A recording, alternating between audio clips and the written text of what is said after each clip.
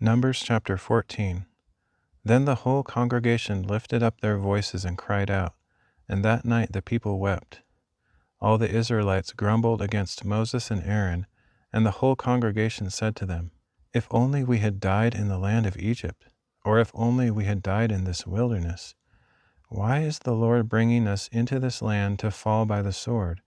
Our wives and children will become plunder. Would it not be better for us to go back to Egypt?" So they said to one another, "Let us appoint a leader and return to Egypt." Then Moses and Aaron fell face down before the whole assembly of the congregation of Israel.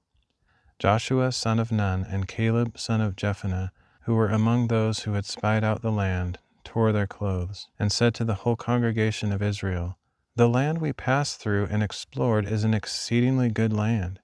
If the Lord delights in us, he will bring us into this land, a land flowing with milk and honey, and he will give it to us. Only do not rebel against the Lord, and do not be afraid of the people of the land, for they will be like bread for us. Their protection has been removed, and the Lord is with us.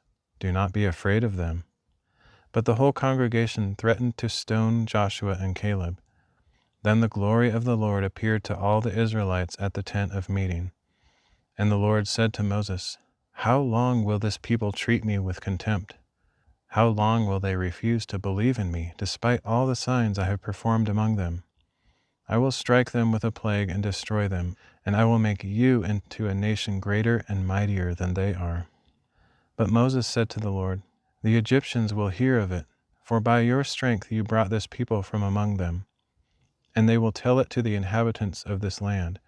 They have already heard that you, O Lord, are in the midst of this people, that you, O Lord, have been seen face to face, that your cloud stands over them, and that you go before them in a pillar of cloud by day and a pillar of fire by night.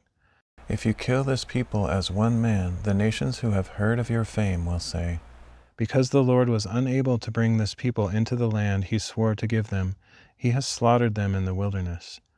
So now, I pray, may the power of my Lord be magnified, just as you have declared. The Lord is slow to anger and abounding in loving devotion, forgiving iniquity and transgression. Yet he will by no means leave the guilty unpunished. He will visit the iniquity of the fathers upon their children to the third and fourth generation.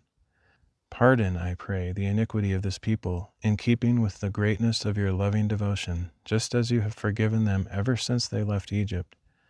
"I have pardoned them as you requested," the Lord replied. "Yet as surely as I live, and as surely as the whole earth is filled with the glory of the Lord, not one of the men who have seen my glory in the signs I performed in Egypt and in the wilderness, yet have tested me and disobeyed me these 10 times, not one will ever see the land that I swore to give their fathers. None of those who have treated me with contempt will see it. But because my servant Caleb has a different spirit and has followed me wholeheartedly, I will bring him into the land he has entered, and his descendants will inherit it. Now since the Amalekites and Canaanites are living in the valleys, turn back tomorrow and head for the wilderness along the route to the Red Sea." Then the Lord said to Moses and Aaron, "How long will this wicked congregation grumble against me? I have heard the complaints that the Israelites are making against me. So tell them, 'As surely as I live, declares the Lord, I will do to you exactly as I heard you say. Your bodies will fall in this wilderness. All who were numbered in the census, everyone 20 years of age or older, because you have grumbled against me. Surely none of you will enter the land in which I swore to settle you, except Caleb son of Jephunneh and Joshua son of Nun. But I will bring your children, whom you said would become plunder, into the land you have rejected, and they will enjoy it. As for you, however, your bodies will fall in this wilderness. Your children will be shepherds in the wilderness for 40 years, and they will suffer for your unfaithfulness until the last of your bodies lies in the wilderness. In keeping with the 40 days you spied out the land, you shall bear your guilt 40 years, a year for each day, and you will experience my alienation. I, the Lord, have spoken, and I will surely do these things to this entire wicked congregation, which has conspired against me. They will meet their end in the wilderness, and there they will die. So the men Moses had sent to spy out the land, who had returned and made the whole congregation grumble against him by bringing out a bad report about the land, those men who had brought out the bad report about the land were struck down by a plague before the Lord. Of those men who had gone to spy out the land, only Joshua son of Nun and Caleb son of Jephunneh remained alive. And when Moses relayed these words to all the Israelites, the people mourned bitterly. Early the next morning they got up and went up toward the ridge of the hill country.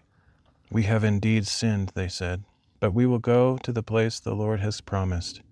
But Moses said, "Why are you transgressing the commandment of the Lord? This will not succeed.